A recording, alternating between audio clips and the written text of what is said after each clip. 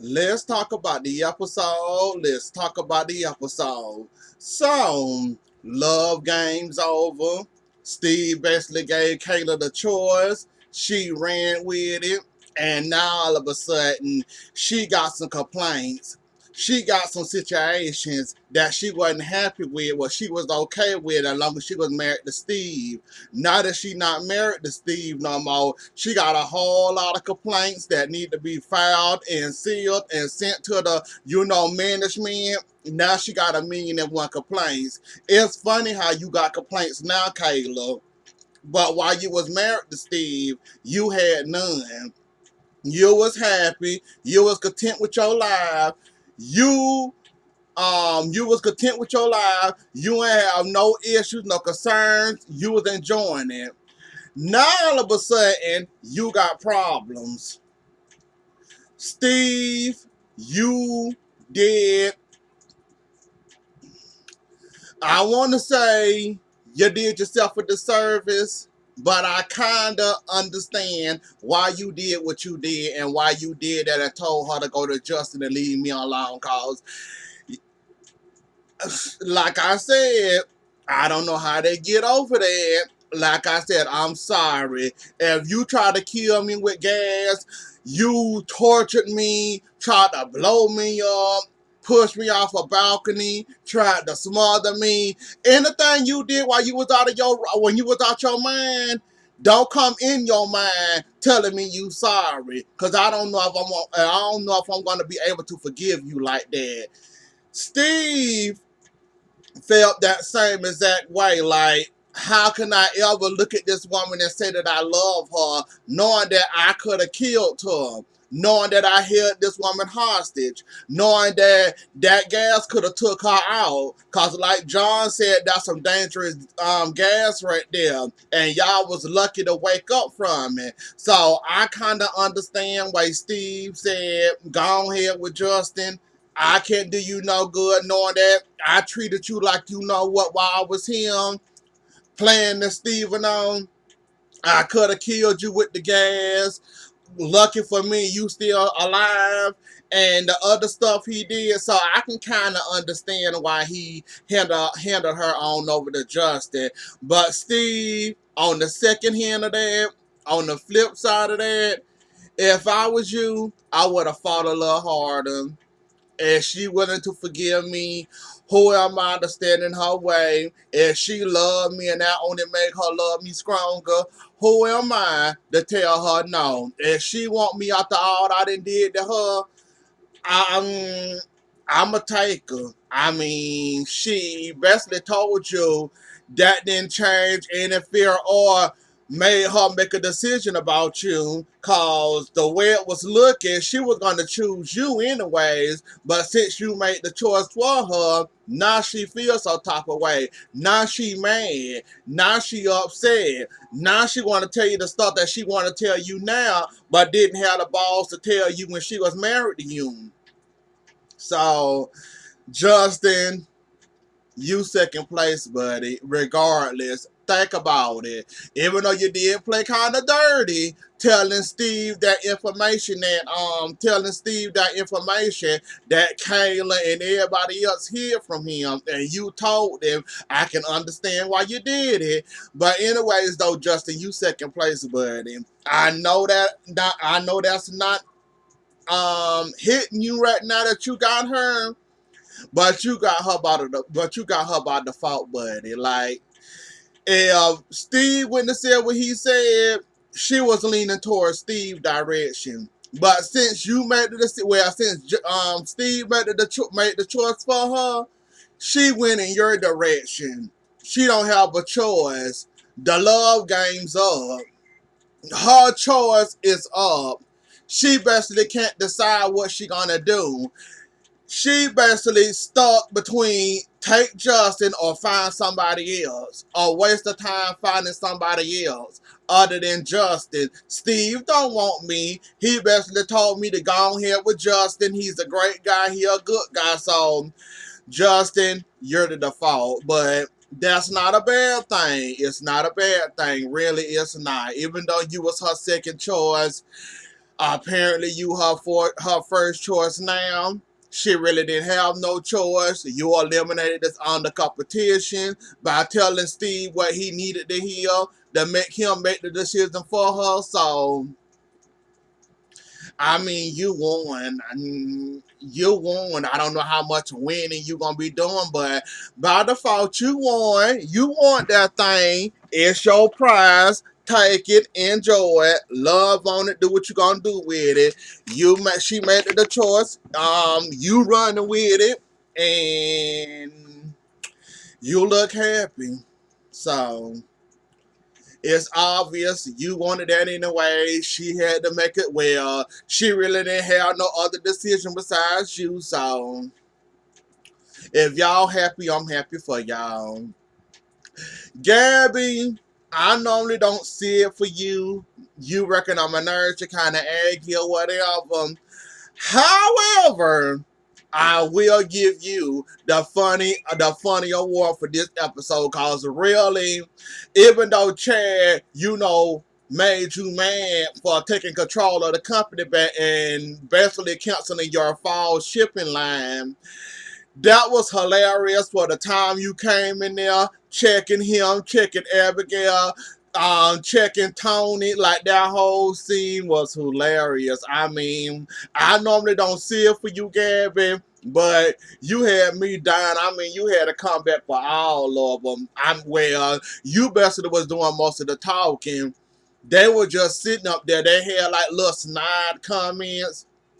But other than that, you ran that scene and you ran it well. Even though I don't like you at the moment, you had me laughing this episode, and I got to give you that cake. You won the funny episode, won the funny award this episode. You had me laughing. I couldn't stop laughing.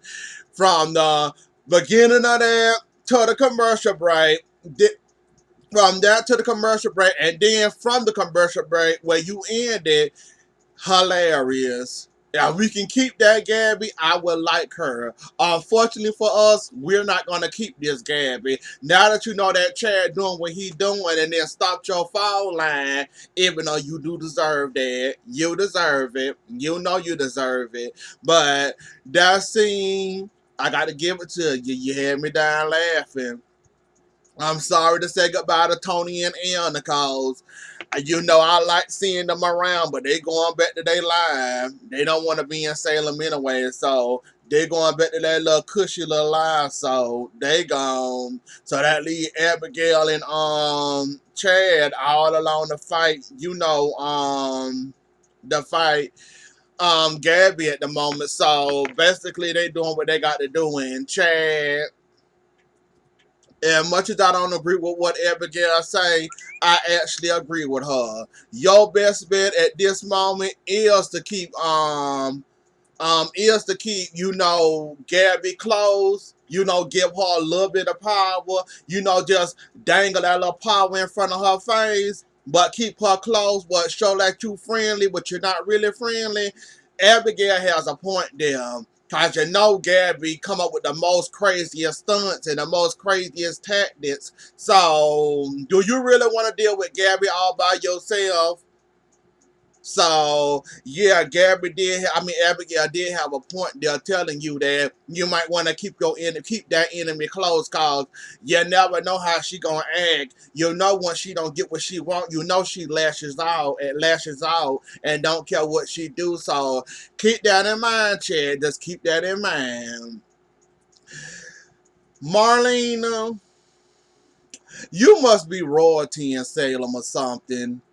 So, not only did you have a relationship with Stefano, not only did you have a relationship with John, now I find out you had a whole relationship with Orpheus. Even though I know you was like the mother to his kids, I didn't know y'all had a full-blown relationship. Marlena must be a pot of gold or something. Like, you done dated so many men in Salem. Now I see why they're so obsessed with you. you can't help but wonder what's the obsession? What do Marlena got that every man wanna have her? This man even gave you his kids to raise, and you didn't raise his kids, so now he mad about that. He said basically his words, you took Rebecca away from him, or Becca away from him.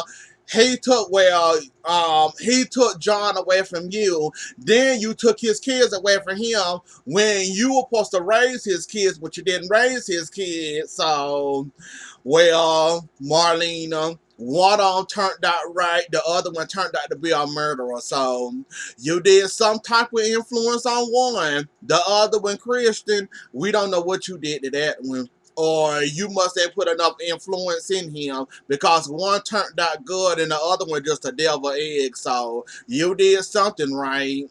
You did something right somewhere between how long you had them as kids and you raised them. So you did something right, because one of them turned out right. We can give you the credit for one. I ain't gonna give you the credit for Christian, because I don't know him.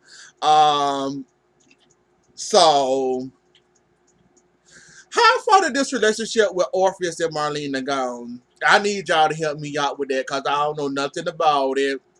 Maybe Orpheus will enlighten me or something, because if y'all was in a full-blown relationship and she basically raising your kids as her own, where was John?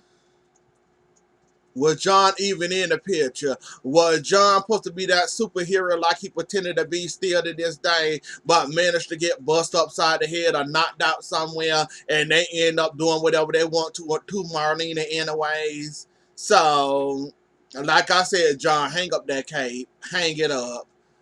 When you supposed to be protecting Marlena, you're not protecting Marlena. You ought to know by now. Come on now. As you can see, Marlena got enemies coming out of her nose, ears, and mouth. When you're not around or somebody there to watch her, at least have security at the door. I mean, at the door, to knock Orpheus out and toss him on the doorstep or something. I mean, you can at least do that for the woman. We know you ain't Superman, but can you at least hire her a real live Superman like Ben? I was about to say Chad. I don't know why I was about to say Chad. Bright, Lord, Brady or do, he'll do a better job than John. So, can you please hire her a real live Superman other than yourself? Cause John, you have failed this woman many and multiple times. So I ain't trying to say you're a failure as a savior of your wife. I'm just saying you just need a little backup when it comes to protecting your wife, because your wife was home alone. You know Orpheus was in custody, but you knew there was a risk he was gonna get out. You didn't protect your wife like you were supposed to, and had somebody watching her whether he got out or not. Now you got this woman scared and terrified because she didn't have an Orpheus visit, and you supposed to be the superhero to save her, but you're really not saving her. John, can we hire security, please? I mean, somebody, anybody. Cause you doing a bad job at saving your wife. So I just want to put that out there, and I'm finna move on. Christian and Zoe. So basically, this is your one notch of a Clyde family reunion, just different characters. Cause I'm getting a Clyde vibe from Orpheus and his kids right now, and it's just like Clyde and Jordan and being all over again. So this one step with this one notch cleaner than Clyde, even though he like to blow up people and harass people and going around knocking on people's doors like he welcome, waiting at people's doorsteps, waiting on the couch with people. So basically, we already know Clyde grimy and nasty. So if this our little step up from Clyde, you'll see Clyde in the gutter. So it's Orpheus and his kids and their little threesome is the step up to Clyde. Cause I'm wondering, cause I'm getting a vibe from them that He wasn't there for them as a kid, thank the Lord. You could imagine what kind of dad he would have been. He probably would have had poor Christian up here blowing up, the whore in Times Square by now. And he would have been in charge. And he would have been in charge of raising him. So thank God he came into the kids, live when they had a mind of their own. Not when they was young and innocent and didn't know no better. He probably would have had Christian up there in diapers holding a bomb in his hand, threatening to blow up threatening to blow up somebody with. So thank God that but I'm getting Clive vibes. Like, I don't want to say it, but I'm getting Clive vibes, and hopefully it work out. Christian, I see what you're doing. You're not going for custody. You want your sister Zoe to go for custody, even though Rafe and that boy best to know Rafe. Basically, Rafe had that boy since he was a baby. He know Rafe. And his yes, yes. Every time Rafe something, he yes. He had that boy since he was a baby. So you calling yourself trying to interfere in there cause you think you a parent, you supposed to have custody of your child, even though you a whole murderer, and your dad ain't got no common sense, and your sister, it's only a matter of time before she reveal her hand, and we'll see if she really a clean nasty or a nasty nasty. So we'll have to wait and see what she giving. But that was a smart move on her behalf, not having Christian go for custody, but have her, since we don't know nothing about her just yet. So that was a smart move on her behalf, trying to get the custody and trying to get custody of David, other than Christian. And Orpheus, I done told you once, I'm gonna tell you again. I like you around. I enjoy your type of crazy, and you want to blow up everybody or whatever. Please stop visiting people that don't want to see you. Like, you just begging to get locked up on anything at this point. And I hate cocky criminals like y'all. Y'all know y'all in the wrong. You know you wrong. But yet you gonna come interfering, come busting in people's house, sitting on the couch waiting for somebody to open their door and surprise, there you go. Like, you know you dead behind wrong, but yet you doing it anyways. Orpheus, cut it out. That's going to get you tied up, and I know you don't want to be tied up, even though you got the ISA protection look like it. So you might want to chill out somewhere and, chill, relax, chill somewhere, relax somewhere before it gets worse for you. Breaking in, entering in people's houses like you grown. So you might want to cut that out and leave that alone. It was one more piece, and I forgot what it was. Oh, Kate and Abe. Kate,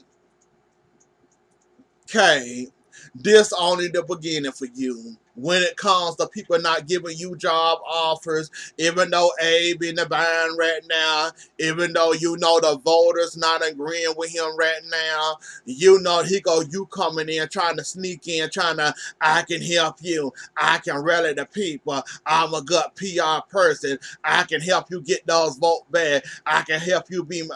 Cut it out, Kay. This only the beginning of people telling you no and declining you any job offers. That's why you can't running up there with a fake name. Cause if you would have came up there as Kate Demara, Abe would have told you, don't bring your behind down here to this restaurant talking about a job opening or a job offer. You want the job cause he ain't interested. You knew exactly what you did, and you appealed to that man good side, which sucks for us because look like you finna get the job and you don't deserve the job, even though you deserve whatever you give for sitting out there had Steven running around here this whole entire time causing chaos and mayhem, and as for your best friend, had your best friend go through all that stuff she went through with Steven but yet you on a job offer. Kate, this is only the beginning for you, and that's all I'm gonna say about that. But anyways, though, y'all, that was the episode. Don't forget to like, share, comment, and subscribe. I'll see y'all later. Enjoy the rest of y'all night. Bye.